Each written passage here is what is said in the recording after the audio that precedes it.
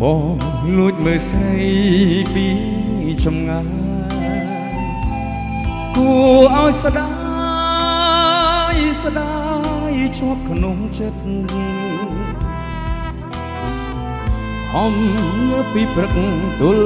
យកងងឹតស្នេហ៍តលកម្រិតដួងចិត្ត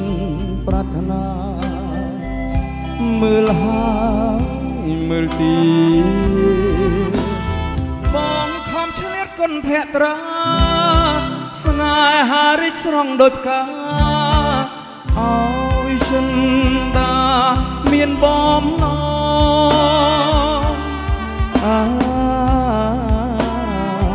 លិញជូមីបង